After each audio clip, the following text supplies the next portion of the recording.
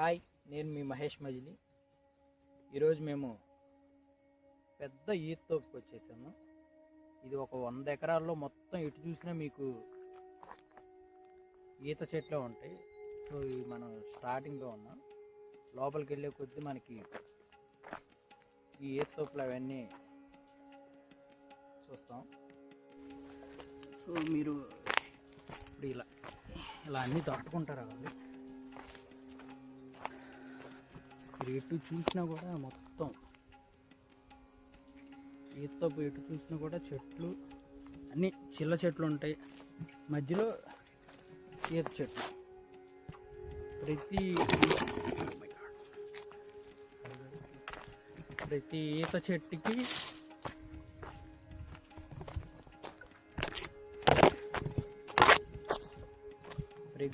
చెట్టుకి కూడా ఇక్కడ ఎక్కువ శాతం ఈ ఈత చెట్లు అన్నింటినీ కళ్ళుకు ఉపయోగిస్తారు. అంటే మన తాటి కళ్ళు లాగానే ఈత కళ్ళు కూడా ఇక్కడ ఎక్కువ అవే తాగుతూ ఉంటారు. ఎందుకంటే ఇటు ఈత సంపద చాలా ఎక్కువగా ఉంది కాబట్టి.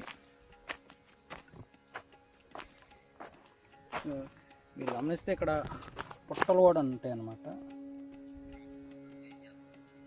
ప్రతి ఈత చెట్టు దగ్గర ఒక పుట్ట ఉంటుంది. ఎక్కువ పాములు కూడా ఎక్కువ తిరుగుతూ ఉంటాయి.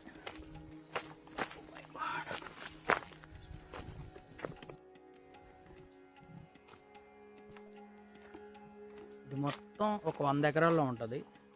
ఇటు చూసినా కూడా చెట్లు, మధ్యలో ఈత చెట్లు ఉంటాయి. ఈ చిన్న చిన్న ఈతకాయలన్నీ రాలిపోయినవన్నీ ఇలా మళ్ళీ మొక్కలుగా వస్తాయి.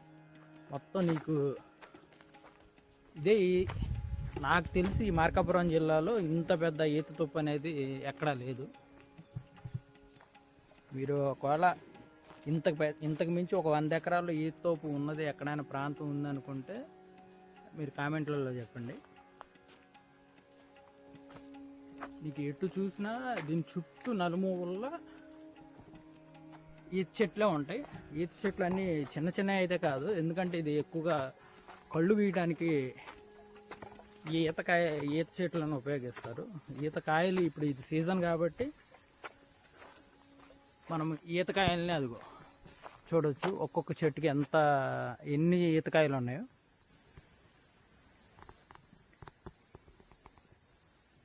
సో మొత్తం అడవి అన్నమాట. అడవి మధ్యలో ఒక ఈత తోపు ఏర్పడింది. ఇలాంటి అడ్వెంచర్ ప్లేస్లో వెళ్ళటం అనేది చాలా సాహసం. ఎందుకంటే